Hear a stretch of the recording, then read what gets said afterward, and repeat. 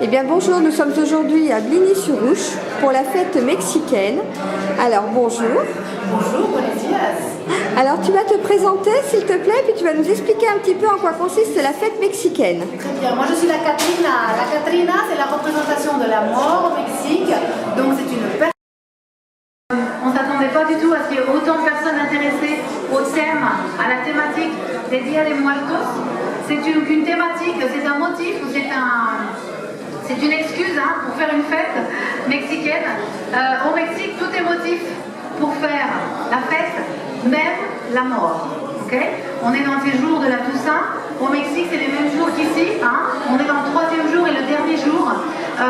Comme vous pouvez le voir sur les vidéos qui passent en arrière de l'hôtel des morts, vous voyez vraiment l'ambiance qui y règne. Là, on voit vraiment une dame qui utilise le copal. Le copal, c'est l'encens, c'est une sève d'arbre qui est utilisée pour que les défunts retrouvent leur chemin à travers de l'odeur jusqu'à nous, pour qu'ils puissent passer 3 jours avec nous, en notre compagnie. Une autre façon de leur montrer leur chemin, de les guider jusque nous, c'est en mettant et en utilisant de la lumière à travers les bougies. C'est pour ça que vous voyez, autant dans les vidéos que sur notre hôtel des Dia de Muertos d'aujourd'hui que nous avons élaboré, nous avons beaucoup de bougies. Vous remarquez peut-être ici au dernier étage, au dernier niveau, nous avons la photo de Frida Kahlo, une artiste mexicaine, femme, qui a vraiment marqué des vies, et sa vie a été aussi marquée. On a décidé de dédier notre hôtel des morts à elle cette année en lui réalisant un hommage avec cette pièce que vous voyez ici. Regardez bien l'arche ou l'arc qui est rempli de fleurs. Ce ne sont pas n'importe quelles fleurs, ce sont des fleurs qui s'appellent cempasúchil. Ces fleurs, on les utilise au Mexique seulement pour cette époque de l'année. Elles ont un parfum vraiment très spécial. Ce parfum est aussi censé guider les âmes jusque, c'est une odeur très très spéciale, jusque nous pour partager des moments avec nous. Alors qu'est-ce qu'on partage? Regardez sur la vidéo, on partage avec les défunts, on partage de la nourriture. Ce que vous voyez dans la vidéo, c'est un pan de muerto. On a une reproduction ici, et c'est un petit peu ce que font aussi les personnes, les enfants qui décorent leur chocolat ici. C'est exactement ça. On décore des chocolats, on décore des pains comme celui-ci. Ça, c'est vraiment le pan de muertos. C'est un pain qui se fabrique seulement pendant cette semaine-là. Vous n'allez pas le trouver au mois de janvier, au mois de juillet. Ce pain, le jour d'aujourd'hui, le chef Adán Zapata, qui est là-bas dans la section de la gastronomie, il en a fait. Je ne sais pas si on reste, mais je vous invite vraiment à goûter, c'est absolument délicieux. Regardez la forme qu'il a. Il représente, c'est un cercle, et il représente, vous voyez, il y a quatre petites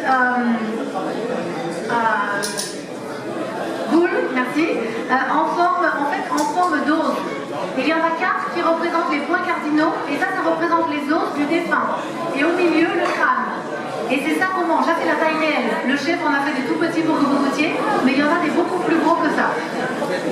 Les vidéos que j'ai sélectionnées, si vous regardez les vidéos, il y en a plusieurs qui vont passer, ce sont des reportages sur différentes régions du Mexique, car chaque région a sa manière de célébrer les défunts. Vous remarquez aussi ici, sur notre hôtel, que nous avons des objets que le défunt, donc dans ce cas Frida Kahlo, des objets qu'elle aimait beaucoup, des choses qu'elle aimait beaucoup. On a ici, je vais vous montrer, on a ici bien sûr les peintures, puisqu'elle était artiste peintre.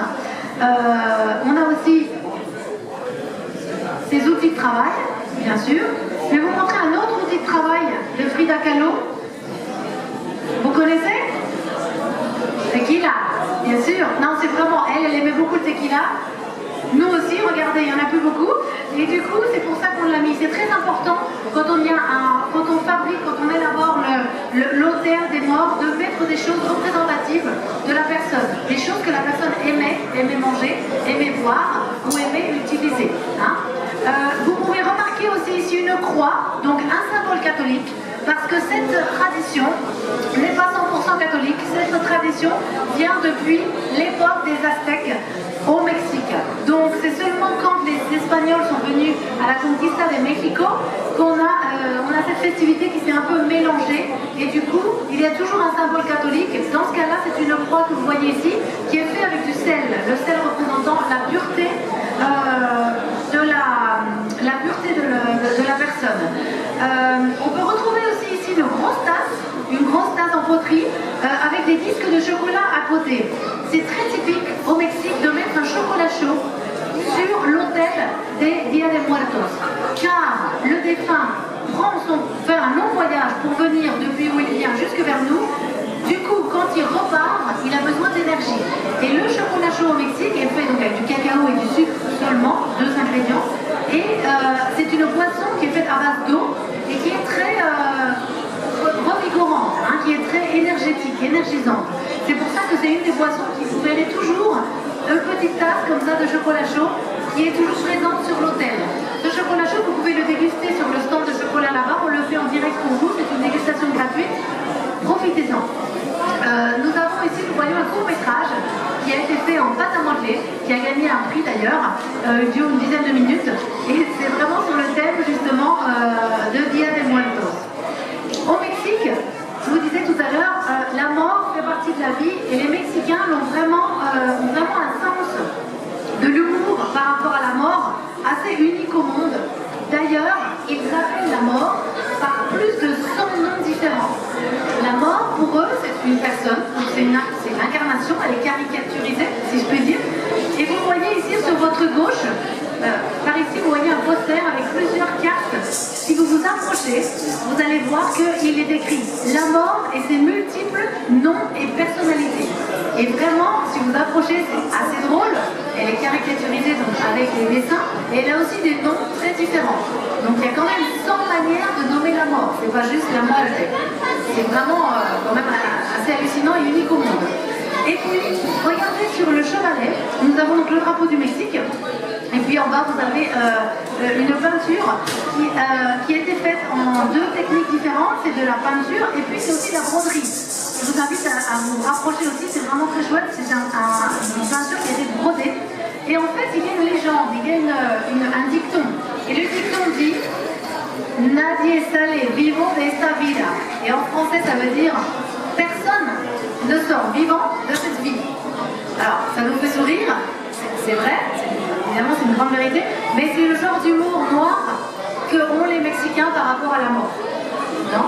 Donc c'est vraiment assez spécifique. Hein. Vous avez toute la journée aujourd'hui, on a essayé de recréer cette ambiance. Hein. On n'a d'ailleurs pas mis chauffage, il y a quand même on sent de l'énergie, merci grâce à vous, il y a beaucoup de monde. On sent la chaleur du Mexique d'un coup, c'est super sympa, merci d'être venus. On a plusieurs stands, on a des stands donc ici on a le miel avec le cacao que vous pouvez aussi déguster gratuitement. On a le stand ici de nos amis qui font de la musicothérapie. Donc c'est vraiment, si vous attendez quelques minutes, on va refaire une démonstration absolument magique en utilisant des instruments de musique ethniques et préhispaniques. C'est vraiment des sons qu'on a besoin d'entendre, des sons très très naturels.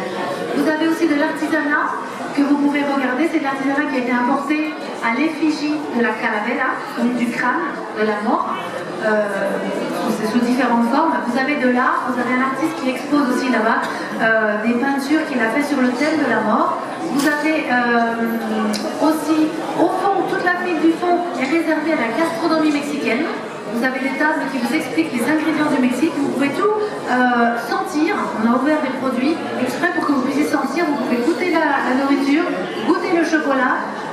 Les enfants peuvent décorer leur chocolat ici, et les enfants ou les parents. Et aussi, les enfants ou les parents peuvent se faire maquiller pour être bonita como yo. Merci beaucoup. Merci. Profitez de votre après-midi.